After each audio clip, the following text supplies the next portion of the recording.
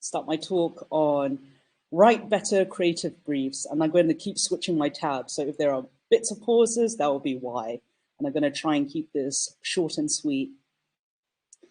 So write better creative briefs. I will be going into the what and why. Why is it really important to write a good creative brief? How to write a good creative brief, and then giving direction and feedback. So without further ado, let's begin.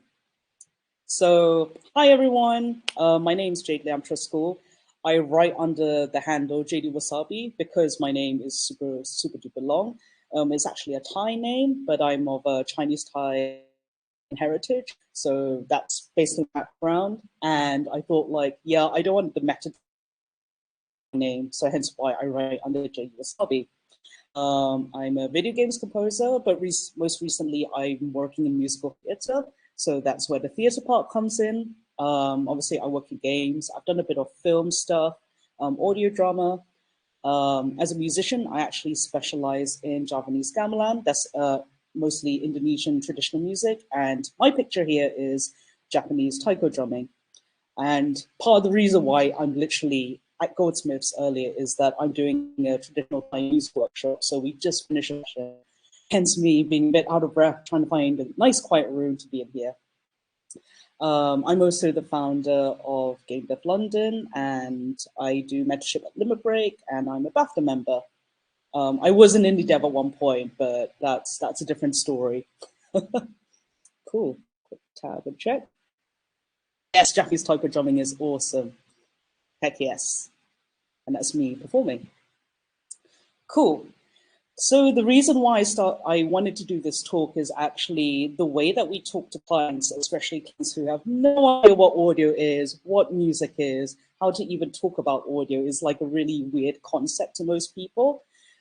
So yeah, I hope that by giving this talk, this would help you maybe talk to clients who maybe don't have the correct terminology to talk about audio and music in general. So yeah, that's basically a bit of the backstory with this. I had a really weird feedback on my music once, and that was I could hear the piano, and that was just the most unhelpful feedback ever. And then through some backwards and forwards and trying to break it down, like what was behind that statement, it basically came into light that, oh, they were actually expecting something very different to what I delivered. So had I been really clear about what my deliverables were, I wouldn't have gotten that really weird piece of feedback. So yeah, that's basically backstory for this talk. So yeah, a creative brief. I think the first and most important thing is to actually define your creative brief. So we aware all these terms like brief, specification, and a guideline, but it doesn't really mean anything until you actually start breaking it down. So when you get like a brief or something from a client, you actually need to talk to your client and actually try to figure out, you know, what is a creative guideline versus a must-have. So for example, if you got a brief that says the player traverses the lush and something into a dark, okay, cool. You are probably already formulating all the audio environments for that kind of specific level and how it can contrast with a dark cave. However, once you talk to maybe like designers of your team and maybe narrative and all that, you actually find, oh, the player fights level 1 monsters in the field, which leads to their first boss fight in a cave that deal critical damage. So obviously that gives you a lot more information to work with now that you know, like, okay, these monsters are level 1 basic beginner level monsters that are kind of grass type. I don't know, I'm basing this off Pokemon. Yeah, grass level type monsters in the grasslands, and then when you get to the cave, it's going to be a little bit more difficult and a bit more challenging to the player. How can you communicate that to the player through audio? But first of all, you need to figure out what you're doing with the other and the rest of the team, right? So yeah, and this is really trying to keep shacking the tabs. Cool, awesome. Right, who is this for? This brief is for everyone because everyone on the team will be working towards the same brief. So ideally, all of these different disciplines will be working together to make a unified impact, vision, or whatever for your game. So let's break down that brief that I just made up on the spot earlier. So we have the player traverses the lush and sunny field levels into a dark cave, and then the specification, the must-haves, is the player fights level 1 monsters in the grasslands, which leads to the first boss fight in a cave that deals critical damage. So now we can start breaking it down into all the different disciplines, such as game design, tech art, code, art, 3D, animation, UI, audio, QA, production, blah, blah, blah, blah. So yeah, that's already a lot. Just from those one sentence, there's already a lot of work involved with all of these different disciplines. Do let me know if I'm going too fast or if I need to talk louder, for example. Cool. Why do we need a really good creative brief? Well, first of all, it reduces the overall confusion. You work with loads of different people on the team, and people interpret words and instructions in many, many different ways, which is great on a creative level, but a bit of a nightmare when it comes to actually putting together all of these deliverables and putting it into the code and then getting it all ready to ship. Because sooner or later you will run out of time, and you need to be very specific with what you need to deliver. And yeah, it will save time, it will help streamline your asset and file structure. It will help define like when content lock is happening on your timeline so that you don't keep delaying your game. It will also keep you within your budget and your scope, and it's also can be used for pitching processes as well. Even in game jams, you need to make sure that, okay, you have an ultimate deadline. Can you meet it? Yes, no. We've produce and schedule some time to be really creative and really experiment and explore. But at the end of the day, you still need to deliver something by a certain day or time or whatever. As the overall vision of you and direction of the game, you get the emotional impact there. Players will really love it. And the only way you can do it is when you have a unified vision with all of the different disciplines of your team. However, please don't change the brief midway. Like one little tiny change in the brief that can create like a domino effect and things get missed, things get misinterpreted, communication happens. For example, if you're working on Lord of the Rings and the director says, oh, we don't have the budget and the scope for this, we're just going to remove the ring from the whole narrative. And yeah, that's not going to work. So yeah, please, please, please don't change the brief midway.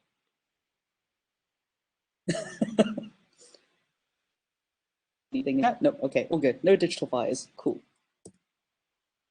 So, for example, and I know this is really, really nitty gritty, but when working freelance, especially when you're working freelance, you'll be working with so many different types of people. And as I said, loads of different people will interpret the brief and the specification in slightly different ways. So for example, if you're working with voice actors and you're not quite sure where the stress in the voice can go, like these are the literal like 1, 2, 3, 4, 5 different variations of the same thing, different stresses. But I haven't even said like, oh, are you whispering these words? Are you shouting these words? Are you talking to a friend? Are you talking to someone you absolutely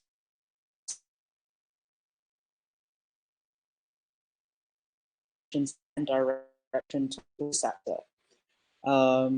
Yeah, this slide doesn't really say anything, but I hope that it can get the point across with these memes and pictures that I found. Cool. I'm gonna move on. Double checking. Yep, chat is still happening. So yeah, that direction, you want to maybe keep a history of all of these changes, just so that it might again help with file and asset management, variations and variables. I don't know how big your project is, but once you start working on very, very big and large projects, you do need to work out some kind of system to keep a track of all of these different variables. Plus, again, let's say, okay, we're going to remove the ring from the Lord of the Rings. You need to go through all of these different variables and double check that you haven't left an audio file in there that is making a reference to the ring, for example. I know this wouldn't happen, and I hope it won't happen, but that is probably a worst case scenario. But yeah, so this is a really good example of asset management. I just quickly put this together on a spreadsheet. Again, you can interpret this in a million different ways, even with a very, very small direction, which is small death by fire or death by fire, large death by fire. It's a big fire. And then how would that voice change when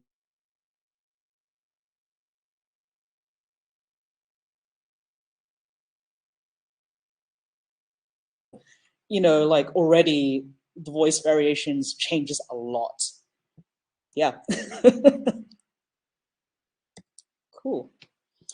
The door problem. I won't go too deeply into this, but this just goes to show with like how many decisions that goes into making a game. And even if this is just for one discipline, which is basically like being a game designer, the door problem. So, question, are there doors in the game, or is the ring in your game? Basically, can the player open them? Can the player open every door in the game, etc., etc., etc.? So, again, coming back to the core root of this talk, write a good creative brief. Please do not change your brief. And if your client does say, oh, you know what, maybe we'll just remove this character, please double check before actually changing that brief goes ahead. Double check with all of the team disciplines, double check with everyone, because again, it can create like a domino effect that can snowball into something that can get really expensive and out of scope very, very quickly. So I can share these slides later if you want, if you can just ping me on Twitter or anything. But this is a really good example of just like how many decisions you need to make. And yeah, just changing that creative brief can just create that snowball and domino effect. So yeah, slide number 1. Slide number 2. I'm just going to flick through these because, again, you don't need to read this. So yeah, now we go into the other disciplines where, again, they will have a really, really long list of decisions to make. And if you change your creative brief, again, snowball. Yep, gameplay programmer, world programmers, UI designer, etc. More disciplines, again, it depends on how big your team is, how big your budgets are. And then finally, maybe the player didn't really notice that door. So, yeah. Ooh, gotta close this pop-up. How's chat doing? Yep, theme song for the door. Right? Yeah, doors can be problematic. I'm so sorry I'm hotspotting at the moment. Cool. So again, so we kind of figured out the ways that we can say like, okay, this is a creative brief. This is all like, this is the experimental and the creative elements that you as a designer or a experimenter can go and have fun with, yet you still need to keep within deadlines, within the scope, within the budget. So how can we save on time and budget and time working on this project? So, yep, a good example of this is to define the emotional beats. Where, when, why, how intense is the scene or not? How impactful is this punch? Is it a really big impact? Is it a small punch? Is it a little like, are you tiptoeing on something, or are you like really running for something if you are a sound designer working on footsteps, for example? That way, we can figure out like, okay, if the animator is working on some running animation and it's a really heavy animation and it's on grass, then you as audio people, we can like figure out what we need to do and there. Cool. Another way that we can help kind of unify this creative vision and help keep everyone in check is to put in media packs. Media packs are really good and can be used by multiple disciplines. So, for example, as a composer, I would ask all of these kinds of questions before starting work. So I get the technical requirements, and these are like the deliverables that I must have. How long is the music? Is it looped? Are there stingers? Are there stems? Do you want it in layers? Do you want it in sections? Um, how mixed should it be? Should it be a pre-mix? Should it be mastered, etc.? Then there'll be the design requirements. So like, okay, I have all of these layers. I'm going to give it to the designer or the audio designer and say, here are the layers and here are the stems. Can you double check that it works in game? Do I need to make it shorter, smaller? Is there enough bandwidth, etc.? Then I compartmentalize and figure out what are the creative requirements. So what's the narrative context? What is the gameplay or game loop context? What does the audio and the soundtrack know? What's the visuals? What is the visuals doing? Weather. Do we have any references? They can be visual references or audio references. Alpha demos are really helpful if possible. And the more adjectives there are, the better it is. Cool. So again, just putting together some really random pictures and colors and stuff, you can probably have a really good sense of the kind of audio palettes and soundscapes that you'd be trying to help curate. This is space pirates, basically. Character art is really, really good because by then you can have a good indication of like, how heavy should this character's footsteps be? Are they a really kind of meek character type, or are they a really strong type, for example? Second one. This one is kind of like going for more of a solar punk kind of vibe. I was like, cool. Princess Mononoke is a really, really good character. She's tough. She doesn't shy away from things. The colors are like really prominent here. It's bright, it's airy, it's green. Again, that should probably help inform you of what like the audio soundscape and audio palette should be like. So yeah, you can probably use this as a good springboard, talk to the audio team and figure out what is the overall direction, etc., etc., etc. Cool. Quick check the tab. Awesome. I will read through the comments properly in a minute. So lastly, hopefully now that, we've pretty much figured out what is happening in the creative brief, all of the disciplines will go away and work in their own little bits. And then you've done your first pass of like maybe audio footsteps, maybe some weapon sounds, impact sounds. Maybe this is the first draft of a character theme song. So again, talking with clients who may not quite understand the process, you may need to explain to the client that, this whole thing is a process. It will take time, especially working with new people. And just FYI, it is very different for everyone and studios, studio culture, and creative way of working together with people. Some people may not want a lot of descriptors. Lots of talking today. Again, just double check with people on your team whether they find these helpful or not.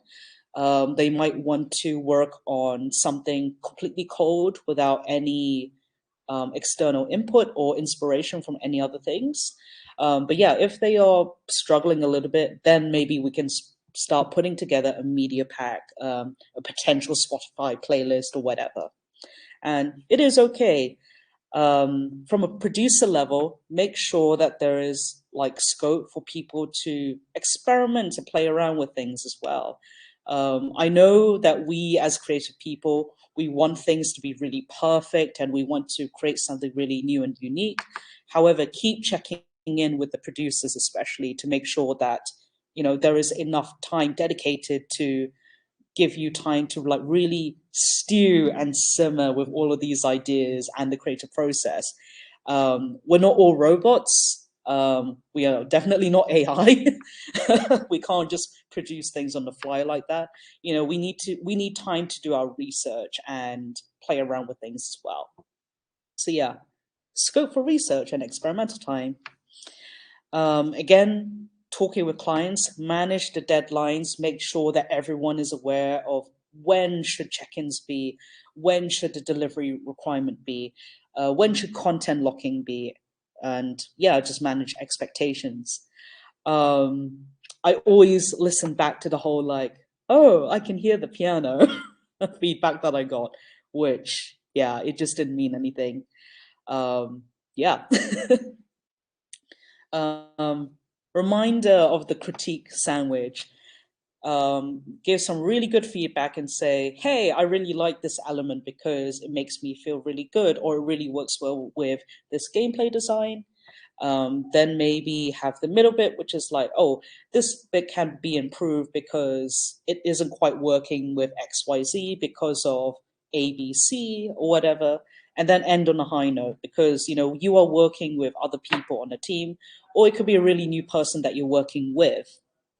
Um, it all adds to like building a really good working relationship, really good working culture, and yeah. But at the end of the day, we all want to make something really cool and special and unique, and making sure that you put your unique stamp on it. Cool. Oh, the shoe sandwich, yes. Awesome. So, in summary, this is me just trying to maybe talk to a client, remind them, have patience, it's a process, but also please scope and hopefully make sure there's enough in your budget to scope for experimental time and to be creative. But also keep checking in with your client and say, hey, this month is just purely myself, just experimenting and doing quick little sketches here and there. Once I know that you're happy with this direction, then we can start building on it, for example. Um, yeah, third point, don't change the brief midway.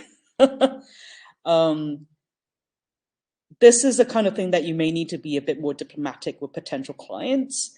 Again, they may not be familiar with the process, and they may just be like spitballing all of these cool, crazy ideas at you, which is again fine. But you need to keep reminding them that content lock is happening on this date. We've already scheduled time just for doing this. If you really desperately want to change this element or add bits or take away bits, we need to rescope and recheck the budget. Are you sure you want to do this? Because it would impact multiple teams. It's not just a client's vision, for example. And lastly, briefs don't need to be super duper complicated. They can just be a Pinterest board or a mood board, or maybe just a PDF text document, or even a screenshot of something. Make sure you also scope for talking time between yourself and the client, and maybe, if possible, the other disciplines as well, to make sure that you really hone in with the design element and making sure that every team knows what the creativity is there and what the impact is. Um, yeah, I think that's it. Thank you. I can maybe answer questions for the next 5 to 10 minutes because, again, I'm aware I'm on phone data. So, yeah, thanks, everyone.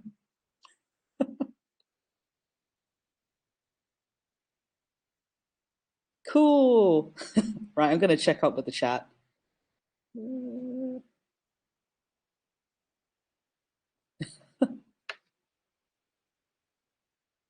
Ooh, question.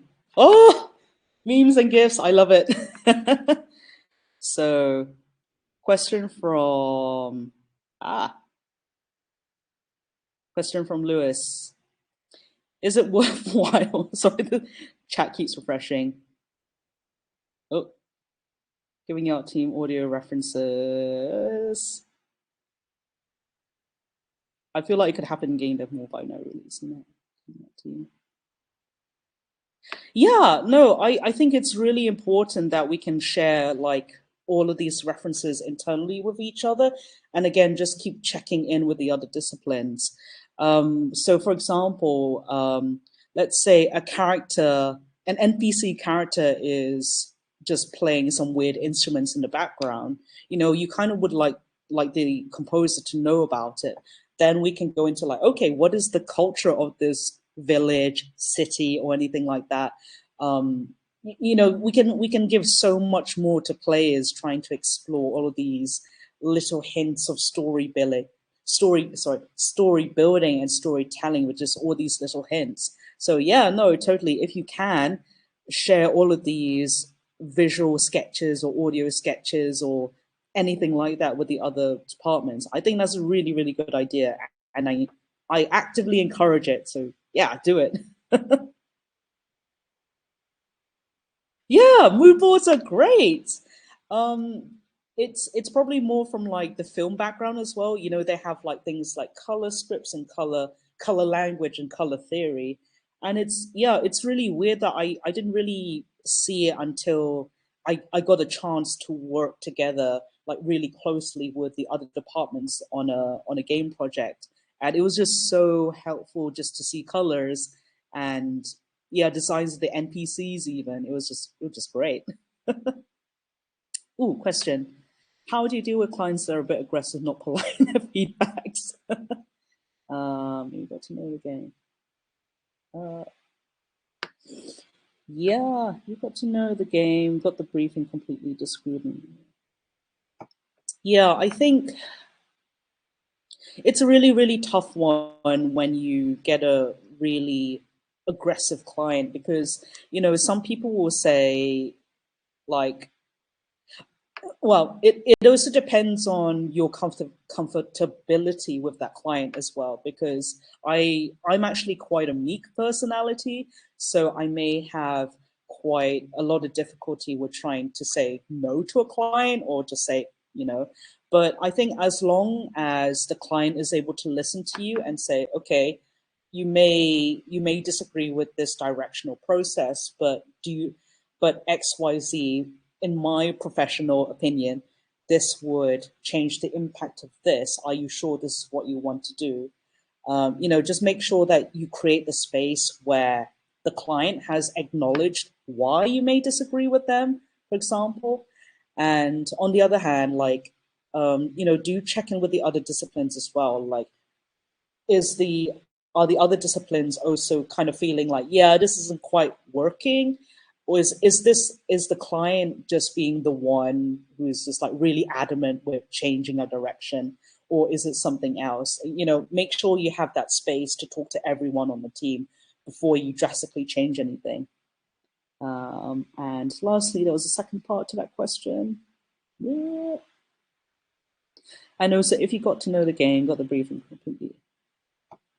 Yeah, I think it is a really, really tough one, but hopefully you are brought in earlier in the project to create that space where you can say, hey, I completely disagree with the direction of this. Can we have a, candid chat about this?